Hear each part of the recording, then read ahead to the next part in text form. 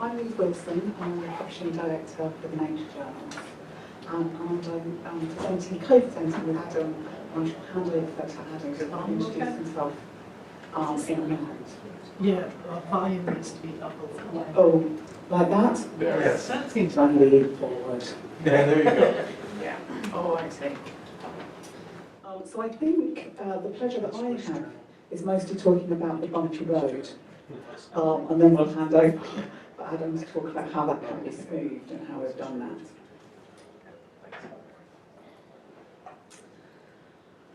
So as I said, I'm Ruth Wilson, I'm the Publishing Director for the Nature Titles, and my part of this presentation is just to give you a brief introduction to those journals and that portfolio.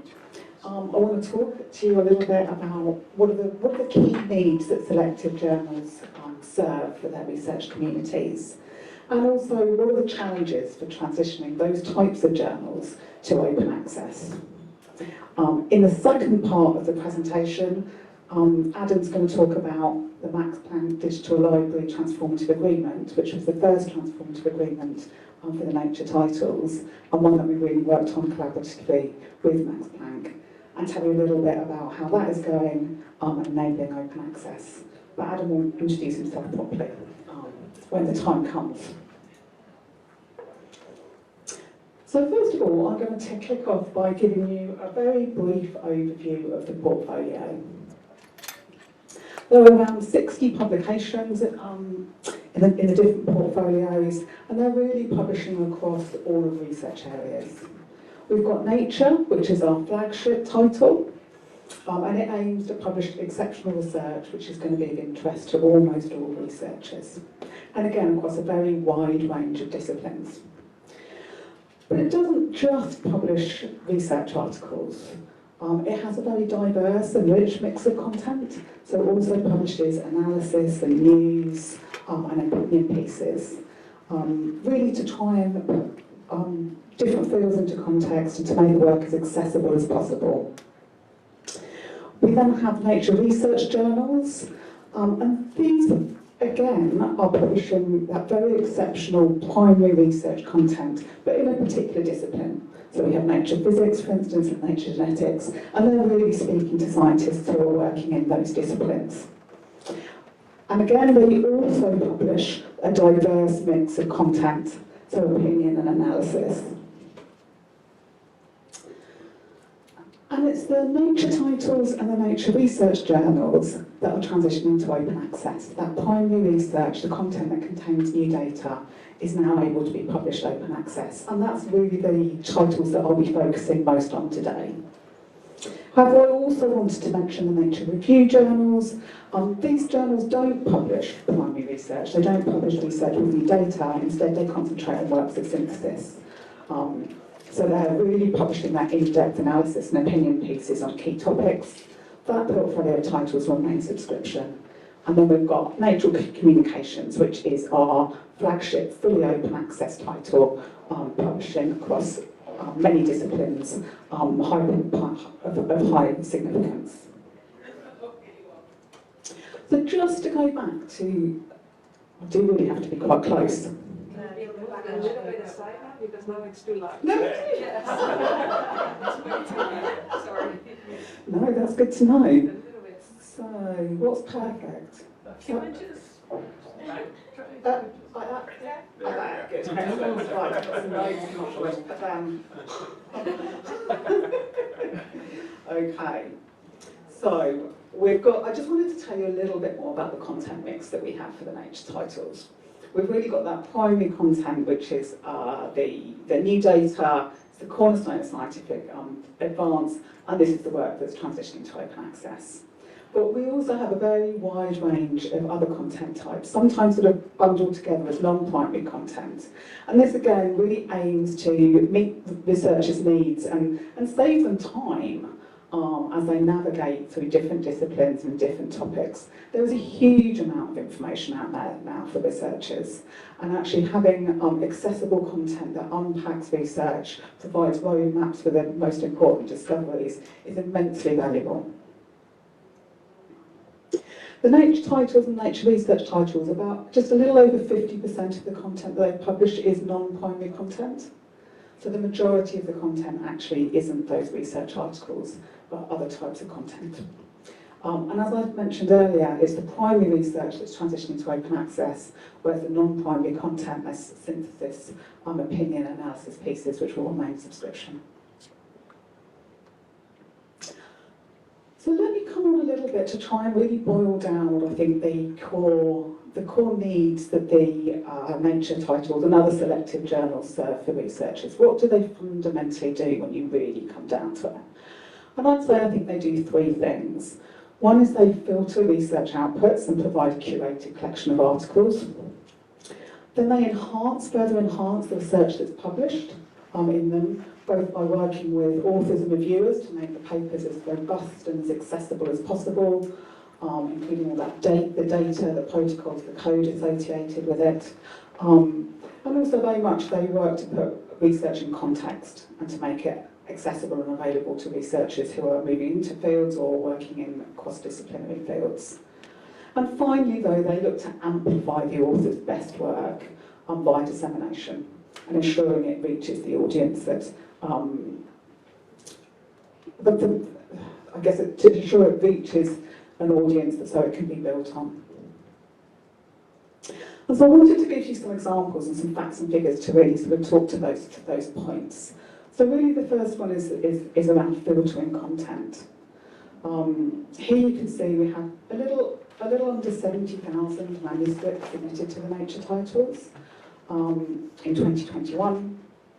And of those 70,000 or so manuscripts, around 10,000 of them were sent out to peer review. So that's around 15%.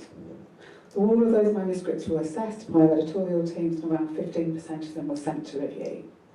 And of those 15% that went to review, around half of them were published. So the acceptance rate is around 8%. And again, it's one of the selectivity that actually is one of the key essence, I reckon, of the Nature titles, because it's that is really valued by researchers. The other thing I just wanted to call out here as well is that of those 70,000 manuscripts that were submitted to us, nearly 20,000 were also transferred to other journals within that Nature portfolio, and a wide number of those were also published. So we do aim to try and find the absolute best home for authors' work. And here's an example of how titles Nature journals also enhance the work. They do it in many ways, but making figures as accessible as possible to convey information quickly and accurately is one of the areas that we look to enhance the author's work. But we also, as I said, make sure that we work with authors and reviewers to include as much of the underlying data as possible. So be that data, be that code, be that the protocol, so that all of the research outputs that support the narrative of that article are available.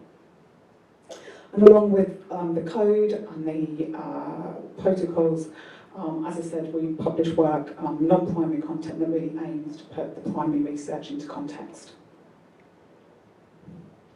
And finally, the Nature journals look to amplify the author's best work. Make sure that it reaches the audience that's most relevant, so it can be built on and understood. And here I've just got some sort of metrics that we sometimes look at about how do you measure the impact of content. And typically, articles in the Nature titles are cited around 17 times more than typical articles, and are downloaded 27 times more than journals in more typical publications. And now I just want to spend a little bit of time on how this is all possible. What makes the Nature titles so unique is really the large in-house teams that are working on them. These are the teams that are handling content every day and produce the titles. And really at the heart of that is our around 200 professional editors. So these are PhD trained editors, often previous researchers, and they are the people who assess the manuscripts and choose the peer reviewers, and they are the people who make the final publishing decisions. So we have a very skilled in-house professional team who are working along with authors and reviewers to make the work as good as it possibly can be. Those editors are very much embedded in their research communities. They're spending time at conferences. Most of our interactions are actually externally with those communities. And they're supported also by press officers, editorial assistants, and art and production editors. Because of the selectivity of the nature titles, our editorial teams spend around 60% of their time assessing manuscripts, and of the time that they spend assessing manuscripts, around 60% of it is deciding what not to publish. So that really sort of brings out some of the challenges to for the open access model.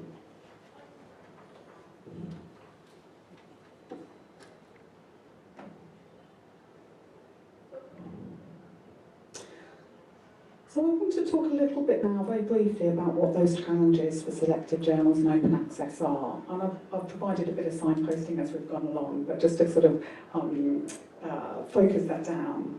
But before I do that, I want to talk a little bit about when we came to make the decision to offer an open access option for the nature titles. That was in 2021. And the motivations for doing so came from a host of different directions. However, there was also very strong internal support for Gold Open Access from many teams internally, and particularly from our editorial teams, because with the view that Gold Open Access will accelerate the scientific process and will help us solve real-world life problems faster. And I think that initial enthusiasm is perhaps not surprising, because we've long supported open science through a whole host of different initiatives. And I've just illustrated some of the key ones here. Be that the deposition of protocols, having data availability statements, standard reproducibility checks. And so really having that final version of record as open access was really the last piece in the puzzle. And we were very pleased to be able to offer that. So it wasn't really about if we wanted to take the nature titles open access, but really how to. And how to do that in a way where we also stayed true to our core values, which were to continue to publish the best science, to maintain editorial rigour, and to be financially sustainable in the longer term. So we have two routes to publishing open access in the nature titles. We've got the authors who can choose to publish open access if the titles are hybrid. We sometimes call that author choice. And we've also got transformative agreements, and Adam's going to talk about those in more detail in a moment, so I'm not going to cover those here. As the titles are hybrid, however, authors can also choose to publish their work via the traditional subscription route. And that will be available to institutional individuals who subscribe to the titles. I think that's important because not all authors at all times have the funds to pay for open access. And due to the high costs of producing the titles, the APC for the nature titles is €9,500.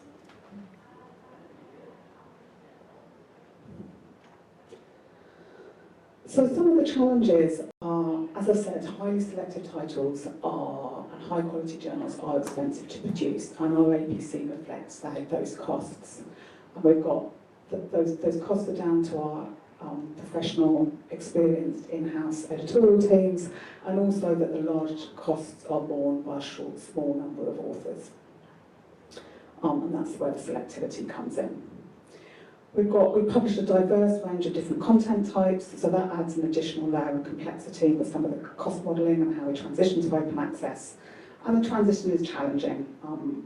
And we know that with different funders, countries, disciplines having different approaches to the open access transition. I believe we've had some really positive reactions to open access in our journals over the last year.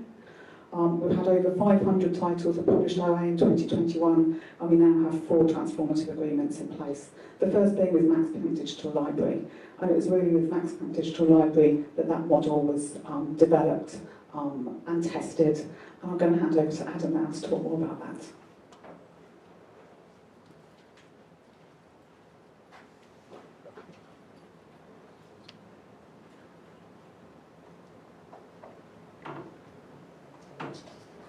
Thank you very much.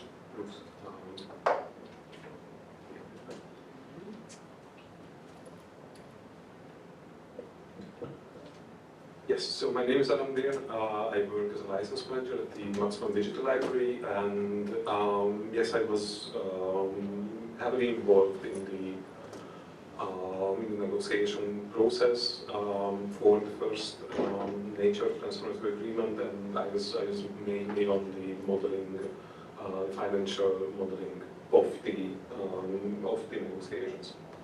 And yeah, as you heard from Ruth, there are several challenges that highly selective titles pose on institutions, and yeah, it's sometimes not easy. And of course, like when the APC was introduced, there was a heated debate in the community of like what justifies this thing. But I think Ruth explained that very well, like the extensive editorial teams and the high selectivity. But once you're past that, like you're really trying to answer questions like, okay, but where do we go from here, and how do we solve that? How do we solve the problem? And yeah, what our answer was negotiating a transformative agreement also for the nature journals, because that introduction of the hybrid open access publishing opportunity, I think like it was clear already that the authors, because they value it, value the journals, value these services that the journal teams are giving them, will use that hybrid open access option because it is just providing so much bigger value to them when they are publishing open access. And then with that, I mean, there's always a risk of institutional APC spending in the right. And as we said already, the negotiation process was really a very collaborative approach, and like we really appreciated that was like, thinking together and trying to come up with innovative solutions of how this can be done. So it resulted in a framework agreement for German institutions, so it's not just for the Max Planck Society. Any German institution can decide to opt into that agreement, and yeah, so the agreement is registered in ESAC. It has a DOI CC BY license, and it's so published openly, so you can look up the terms if you open the DOI link. And also our approach to this was not very different than to other negotiations for transformative agreements. Is that really that we found that there is enough money in the system. Also for highly selective journals, because even like where we are coming from, subscription fees are also higher. That can enable a cost-neutral transition to open access. And I mean, I know that was the case for Germany. In some countries, it might not be the case, and some countries need more or like different approaches, or like different there are different dynamics. In different geographical sort of regions, but really the German agreement works in a way that it's not based on APCs. It's based on the previous money in the system for subscriptions, which are then, like, a part of it is then divided by the prevailing APC of 9,500, which gives the consortium the number of tokens, vouchers that they can use for open access publishing. And with the careful modeling and careful analysis of the past publishing trends, and then again the collaborative approach in the negotiations, we could come up with a model where like we can see after the first 2 years, or almost first 2 years of the agreements, that we never reached that cap. So we set them on a level where it is actually enough for the institutions that are participating in the agreement, And yeah, we managed to do that also in an opt-in sort of situation where it was like not very predictable who will opt in or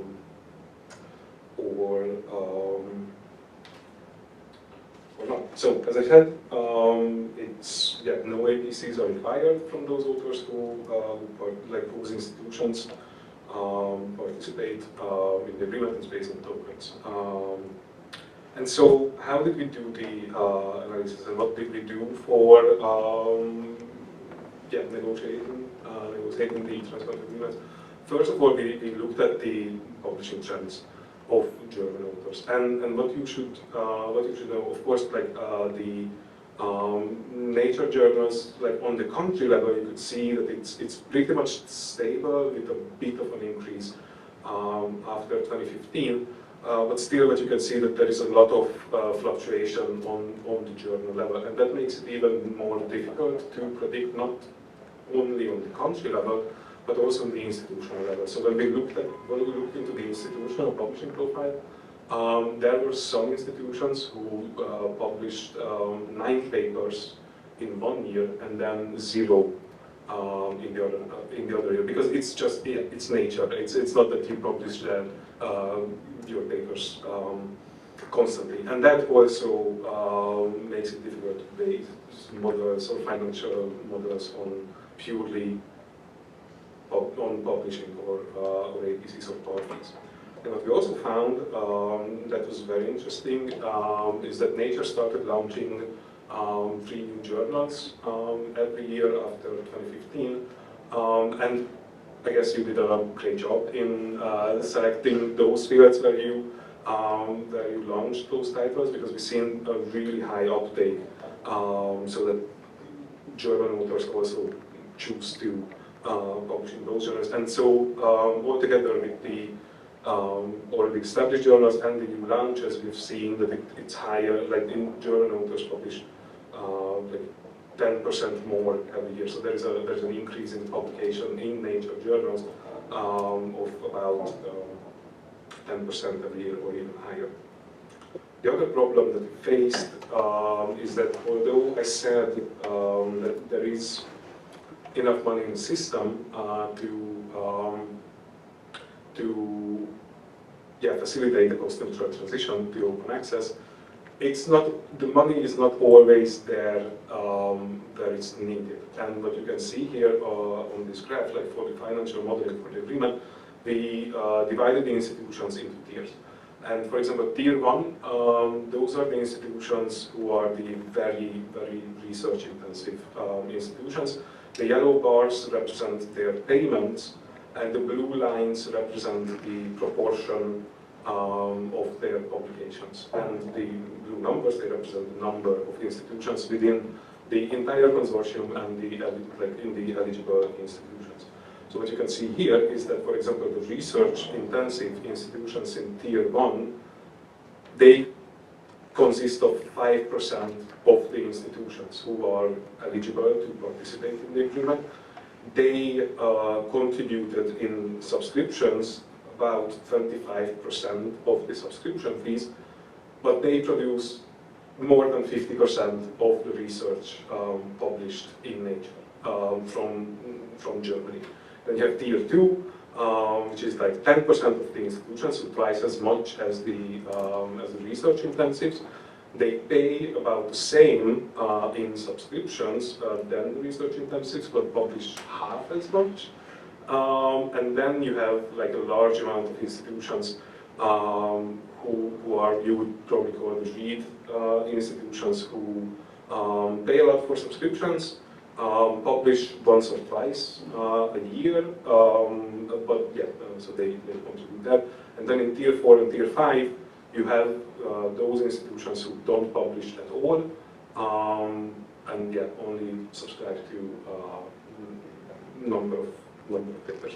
And what we try to come up with is a model that could be valuable, so that could offer value for all of these institutions, and do it in a way that shifts the costs over time of the agreement and it looks pretty much like this. So like you have, these are again the proportions of the contributions over time, where the research intensives in tier 1, because they need to move upwards to need to see their publication levels, that goes up.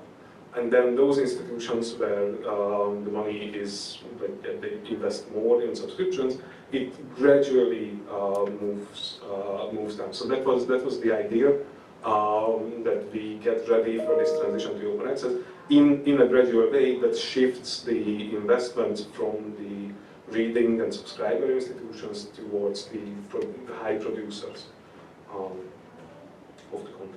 And so after almost 2 years, we have the first results in. So not all previous subscribers participated. So it's about 60% who opted in, 65, 2/3 who opted in, and 1/3 of the eligible institutions did not. And in the first 1.5 years of the agreement, so we have data on the publications up until July this year, the same set of institutions, so the institutions who participate and the institutions who don't, they published pretty much the same amount of articles. So there were 272 open access articles published by participating institutions and 280 that were published behind the paywall in the same period. We are actually currently working on a case study that will be published in a few weeks together with Springer Nature to share more about lessons learned, and there we also speak about the differences, for example, of downloads of these papers, like the closed ones and the open access ones, and yeah, those are very interesting. Those are very interesting results, and also, what also connects to what I said at the beginning, is that this hybrid open access option in Nature is really attractive, or seems to be really attractive to authors. So authors from institutions that don't participate in that 1.5 years published almost 40 articles where they paid for it, paid the APC from like themselves or their institutions paid. So like there were also almost 40 articles in that time period where the open access was funded by APCs in the wild from non-participating institutions. And if we look at the global publishing trends, we also see a pretty similar trend for Nature journals. This is a dashboard, it's a prototype, still a work in progress dashboard by the colleagues in the Göttingen University in Germany. So you can see that countries with transformative agreement are reaching about 50% of their output in Nature journals open access. And here, like for example, for Sweden, I mean, this is 2022, so their agreement just started, so there might be some lag in this data. But what you can also see is that, for example, the United States publishes more articles than Germany. So authors from the United States are publishing more articles than Germany, who has a transformative agreement. And so those are, with the exception of the University of California, who also has an agreement, like those are probably also APCs in the wild, which clearly shows this uptake of almost 15% across the portfolio, that it is a very attractive option for authors. And when we look into the metadata of these articles that are published open access from US institutes, you can see that, for example, Stanford, Harvard, the HHMI, and other larger universities or university systems are clearly using APCs in the way to fund publishing of open access. And so what I wanted to do is really, so we also can see this sort of financial terms, and we can compare the participating institutions and the institutions who opted out in the agreement. So this is pretty much how it looks like. So there's an annual price increase for the transformative agreement, and if we calculate it, calculate the totals, it is pretty much that half of it is paid by the research intensives, and then the other half is paid by the reading institutions, and that includes open access publishing, full access to the portfolio, and also including the new launches. Whereas institutions who opted out and stayed outside of the agreement, they pay their annual price increases on their existing subscriptions.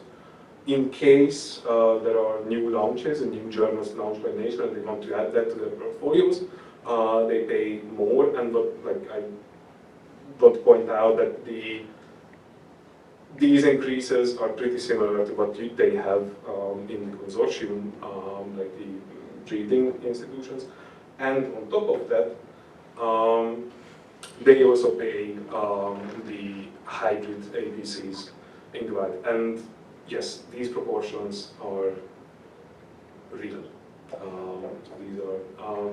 These are pretty much real numbers. So, answering the question that we posed at the beginning, and as a title of the presentation, yes, the bumpy road can be turned into a superhighway that is also cost-effective for all institutions, and that is called transformative agreements, and that is called negotiating a transformative agreement. And so, I mean, just as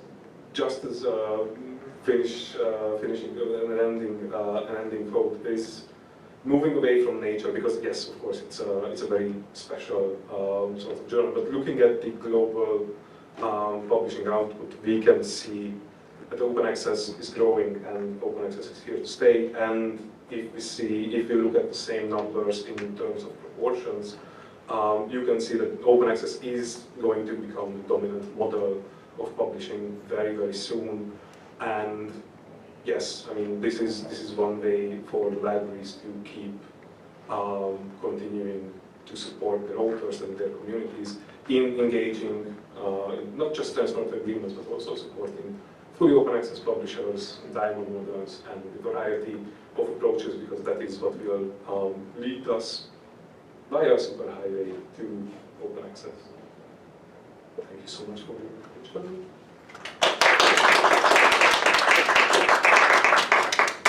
Still have time for questions.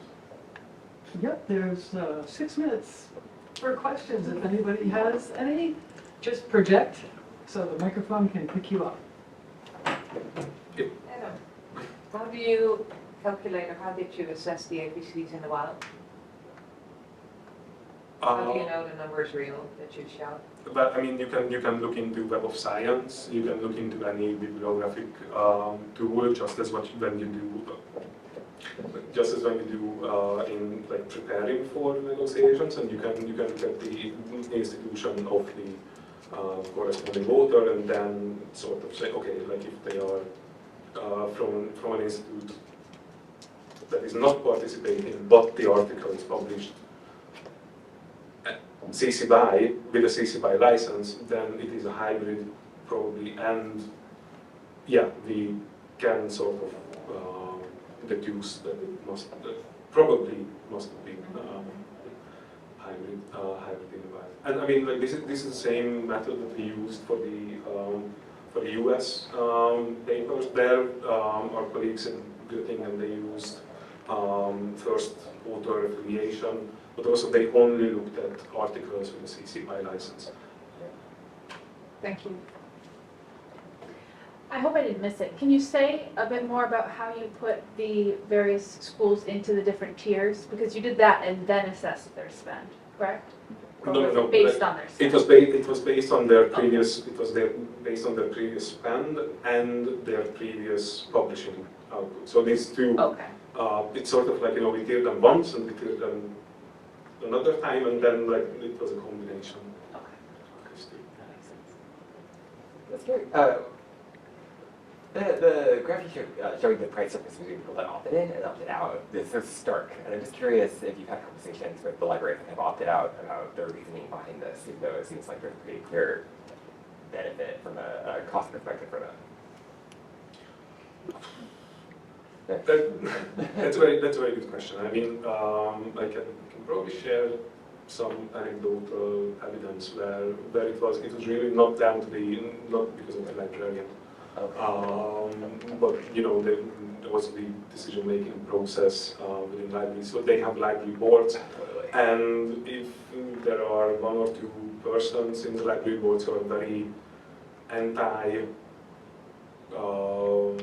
oligopoly publishers, anti-high APCs, then they can absolutely you know veto these decisions. And so we had a conversation with the librarian who told us that they see the value, they see the added value, they see the benefit.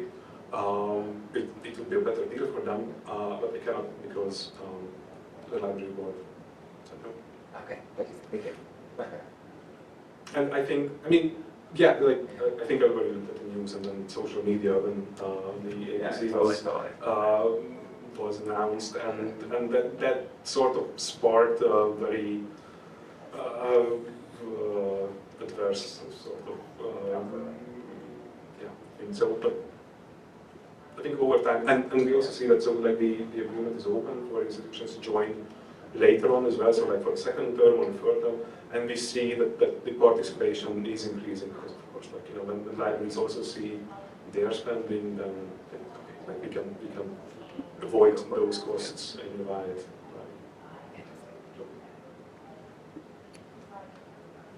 So you showed the yellow subscription spend bar going up to try and match the disparity there, or down in some cases. And you said that was going to be gradual. So do you guys have a projection for where you think things will be even? Will they ever be matched to where they were to begin with? I hope I'm phrasing that well. It's a good question. I think that like at the end of this agreement, that like it's a 4-year agreement, 4-year term. At the end of the agreement, some of the institutions who participated from the very beginning, and especially the research intensives, will like be close to. For the reading, it is. I mean, there's also an increase in the. It's just the proportions that the research intensives are increasing on a higher, on a much higher. Right. Much higher. Yeah. So, but yeah, for the research intensives, that was the idea to leave the one as close as possible.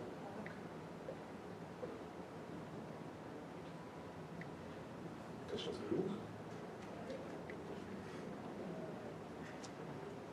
Yeah, but I guess, this is an intro question. It's not going to be a very good one, I have to say. But I'm just curious, like, I think, so I'm from Rockefeller University Press, which is also a highly selective publisher, and I think one thing that's always interesting to me is talking about the entities of how highly selective publishers, like you said, we do a lot of things that are not monetized.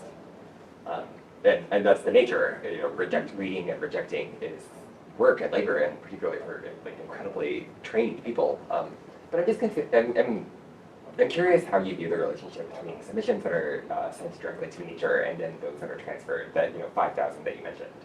Do you view that 5,000 as monetized from Nature, or do you consider those to be their own separate sort of financial entities? That's a brilliant question. Those who work on the Nature titles wish they were monetized with Nature, but they're not. So it's absolutely recognised that those submissions are valuable, but they are treated quite separately. What happens to those is treated quite separately.